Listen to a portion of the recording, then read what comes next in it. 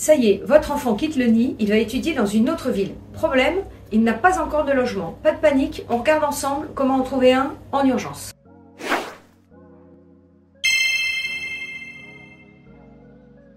Premier réflexe, faire appel à vos proches, surtout si votre enfant s'installe dans une ville que vous ne connaissez pas. Eux, ils connaissent les bons plans de la commune et peuvent vous dire par exemple les quartiers où il est bien qu'il s'installe ou non. Au-delà de votre réseau personnel, sur les réseaux sociaux et notamment Facebook, il existe des groupes qui sont dédiés aux questions de logement ou à la colocation par ville. Ça peut être une autre piste. Troisième réflexe, contactez la future formation de votre enfant. Les établissements ont bien souvent un service logement. Ils peuvent vous orienter vers des propriétaires avec lesquels ils ont l'habitude de travailler. Et votre enfant peut lui-même contacter des étudiants de sa future formation pour leur demander conseil ou par exemple trouver une colocation avec un futur camarade. Il existe aussi des plateformes spécialisées dans le logement étudiant où peuvent être répertoriées des solutions de dernière minute, par exemple Studapart qui travaille avec 160 établissements d'enseignement supérieur. Autre piste, n'oubliez pas les Crous et ce pour 3 raisons. Premièrement, en cas de désistement, un logement sera réaffecté.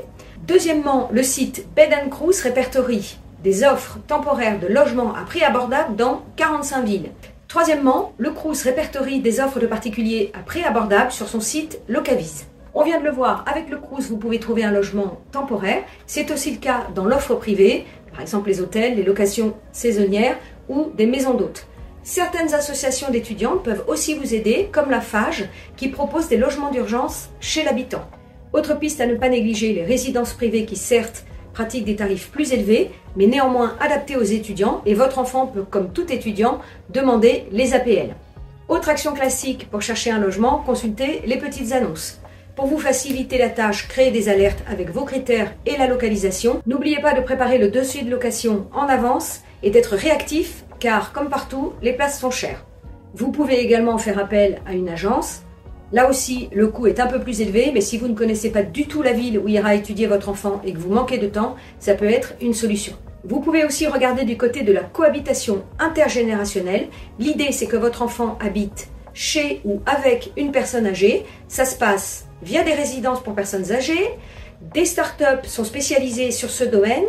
Il existe également des associations qui proposent ce type de colocation. Et enfin, vous pouvez passer en direct via un particulier et une petite annonce. C'est également une manière de bénéficier d'un loyer modéré en échange de services ou de compagnie auprès d'une personne âgée.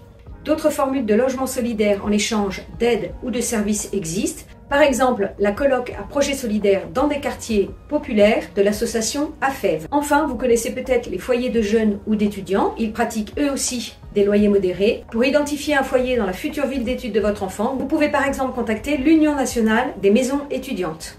Comme d'habitude, vous retrouvez toutes les infos sur l'étudiant.fr et n'hésitez pas à me dire en commentaire si d'autres sujets vous intéressent. À bientôt!